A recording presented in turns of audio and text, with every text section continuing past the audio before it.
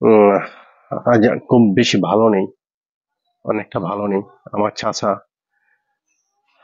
খোকন সাহেব, যিনি হাই স্কুলে জব করতেন, উনি না ফেরা দেশে চলে গেছেন। আসলে আমাদের কিছু বাসার কিছু বোঝানোর নেই।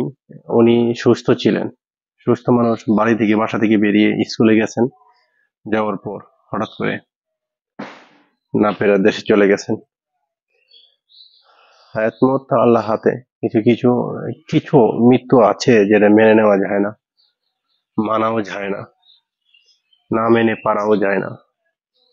আমার চাচা এমন ছিল যে আসলে আমাদের গোষ্ঠীর মধ্যে উনি একজন জ্ঞানী ব্যক্তি ছিলেন, অনেক বুঝতেন, অনেক জ্ঞানী ছিলেন। আমরা যে কোনো যে কোনো কাজে ওনার কাছ থেকে একটা পরামর্শ চাইলে উনি আমাদেরকে এমন কিছু পরামর্শ দিতেন যেটা আমাদের ভবিষ্যতে ভালো কিছু হয়।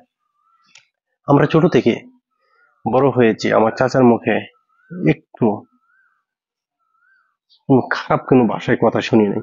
কি বলবো, আমাদেরকে উনি সবসময় ভালো সাজেশন দিয়ে গেছেন। যদি আমরা কোথাও যদি একটু বাজে লাইনে চলাফেরা করছি, উনি অবশ্যই আমাদেরকে ওই জায়গা থেকে না যাওয়ার জন্য বাধা দিচ্ছেন।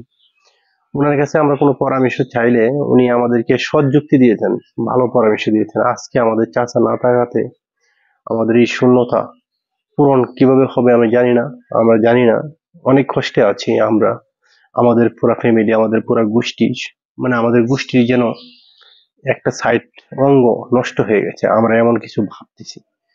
আসলেই জানি না, আল্লাহ পাক আমার চাচাকে জান্নাতবাসী করবে আমরা জানি। আমাদের দোয়া আছে, আমাদের এলাকাবাসীর দোয়া আছে, সবার দোয়া আছে। উনি অনেক ভালো মনের মানুষ ছিলেন, উনি একটা ভালো মনের অধিকারী ছিলেন। আর বিশেষ করে ওনার কাছে যদি কোনো লোক আসছেন, খালি হাতে কখনো ফিরে যান নাই।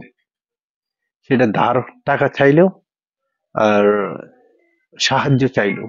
এই মেয়ে অনেক বড় মনের একটা মানুষ ছিলেন। আমার চাচা না ফেরার দেশে চলে গেছেন। আপনাদের কাছে আমি আসলে কথা বলতে পারছি না। কালকে থেকে আবেগ আপ্লুত হয়ে গেছি, যেন নিজেকে আমি নিজে টেক্কেল দিতে পারছি না। আমি না, শুধু আমার এলাকার চারপাশে, আজকে আমাদের গ্রামে আমার গ্রাম আশেপাশে 10টা গ্রাম আছে, কেউ এটা মেনে নিতে পারতেছে না আমার চাচার এই মৃত্যুর সংবাদটা। সবার কাছে দোয়া চাই, আমার চাচার জন্য অবশ্যই দোয়া করবেন। আমার চাচা না ফেরা দেশে চলে গেছেন। আহ মোহাম্মদ কুকন শেখ, আমার শেখ বংশ, আমাদের শেখ গোষ্ঠী, আমাদের গোষ্ঠীর উনি একটা নক্ষত্র ছিলেন, উজ্জ্বল নক্ষত্র ছিলেন। সকলের কাছে দোয়া চাই, আমার চাচার জন্য দোয়া চাই, সবাই দোয়া করবেন আমার চাচার জন্য। যে যেখান থেকে দেখছেন আমার এই ভিডিওটা শেয়ার করে দিবেন, যেন অন্য কারোর সামনে পড়ে আমার চাচার জন্য দোয়া করতে পারে সবাই। ভালো থাকবেন সবাই, নিরাপদে থাকবেন। আসসালামু আলাইকুম।